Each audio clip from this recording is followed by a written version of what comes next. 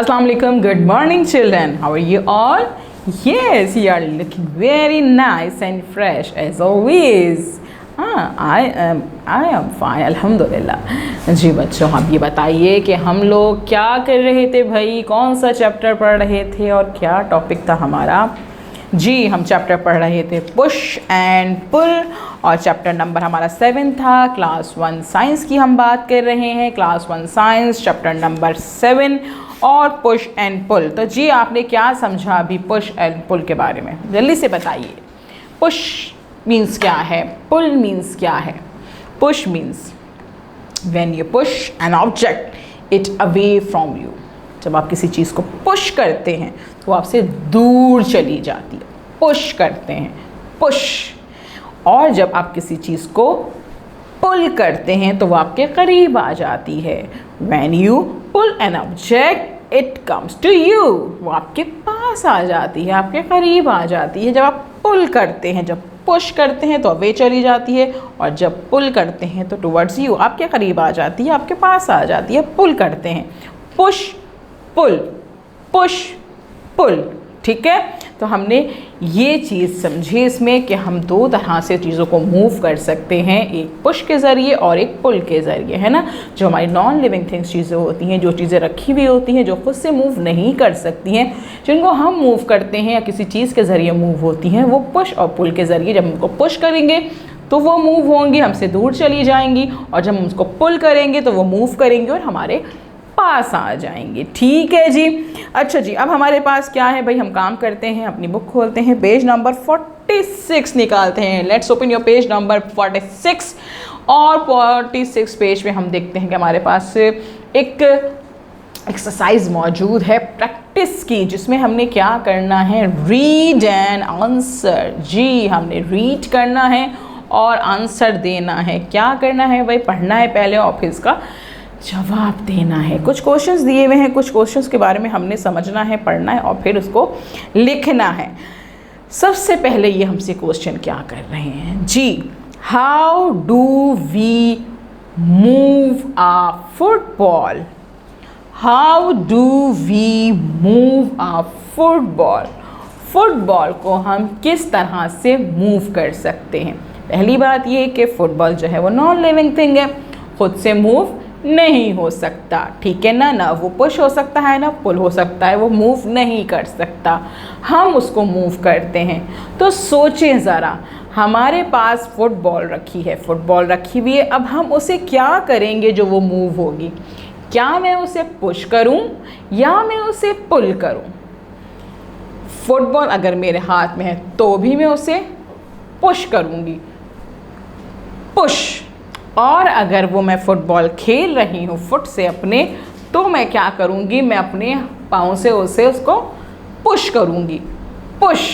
जब वो मैं उसको पुश करूँगी तो वो मूव हो जाएगी, आगे की तरफ चली जाएगी, है ना। तो यानी कि हम फुटबॉल को कैसे मूव कर सकते हैं? यस, हम उसको पुश करें तो कैसे मूव होगी वो? पुश के ज़रिए। तो how do we move a football? इसका आंसर क्या बनेगा? We push a football, we push a football, we push a football. Yes, तो हमारा आंसर बनेगा we push a football, push a football. जब हमने पुश किया तो हमसे दूर चली गई। ठीक है जी, पुश कर दिया हमने तो फिर आपकी फुटबॉल जो है वो मूव हो गई। Does any living things move by itself? Does any non-living thing move by itself? Question mark। बताइए ज़रा, क्या कोई नॉन लिविंग थिंग यानी कि जिनमें जान नहीं होती, जो ब्रीथ नहीं करते, जो मूव नहीं करते, जो ग्रो नहीं करते, वो चीज़ें जो नॉन लिविंग थिंग कहलाती हैं, वो क्या खुद से मूव कर सकती हैं? नॉन लिविंग थिंग चीज़ें पहले कौन कौन सी होती है, पहले मुझे ये बताइए जी। टेबल होती है, चेयर होती है, आपकी पेंसिल होती है, डोर होता है, स्विच बटन होते हैं जी बिल्कुल, और फैन होता है। ये सब चीज़ें, आपकी बुक बिल्कुल, शूज़ आपके, ये सब चीज़ें क्या हैं? नॉन लिविंग थिंग है। क्या है? नॉन लिविंग थिंग है। तो आपने कभी देखा इन चीज़ों को चलते हुए खुद से? आप जो हैं अपनी बुक यहाँ रख के चले गए हैं, तो क्या वो आपको कहीं और मिल सकती है कि जब तक उसको कोई और ना हटाए, कोई उसको यहाँ से उठा के वहाँ ना रखे, तो क्या जब तक आप उसको यहाँ से उठा के वहाँ नहीं रखेंगे तो वो चीज़ मूव कर सकती है? नहीं कर सकती, क्योंकि नॉन लिविंग थिंग जो है वो मूव नहीं कर सकती है जब तक हम उसे खुद से मूव ना करें, हम उसे पुल ना करें, हम उसे पुश ना करें, जब तक वो मूव नहीं कर सकती है ना। तो हमारा क्वेश्चन क्या है? Does any non living thing move by itself? No. तो इसका आंसर हम क्या बनाएंगे? No, non living things doesn't यानी कि does not move by itself. No, non-living thing does not move by itself. non-living thing खुद से मूव नहीं कर सकती हैं, ठीक है। आंसर नंबर 3 हमने लिखना है और क्वेश्चन नंबर 3 है हमारा, right the names of 5 things that can move by themselves. Write the names of 5 things that can move by themselves. यानी कि हमने कुछ ऐसी चीज़ों के नाम लिखने हैं, 5 ऐसी चीज़ों के नाम लिखने हैं जो खुद से मूव कर सकती हैं। तो मुझे ज़रा ये बताइए कि खुद से मूव कौन कौन सी चीज़ें कर सकती हैं? लिविंग थिंग या non living thing? Living thing या नॉन लिविंग थिंग? जी, नॉन लिविंग थिंग तो मूव नहीं कर सकती, तो लिविंग थिंग कर सकती है ना। तो लिविंग थिंग में हम क्या क्या लिख सकते हैं भाई?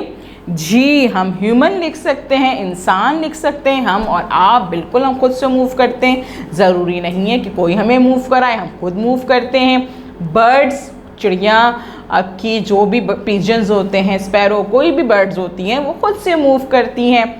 कैट, लायन, फिश, ये सब लिविंग थिंग्स जो हैं वो खुद से मूव कर सकती हैं। ठीक है बच्चों, तो हमने क्या किया? आज तीनों क्वेश्चंस के जवाबात लिखे, आंसर्स लिखे। अब आपने क्या करना है? इस वीडियो को बार बार देखना है, अच्छे से देखना है। इन क्वेश्चन आंसर्स को अपनी कॉपी में कंप्लीट करना है, अपनी टीचर को जी उनकी पिक्चर सेंड करनी है। कल हम मिलेंगे नए काम के साथ। अल्लाह हाफिज़।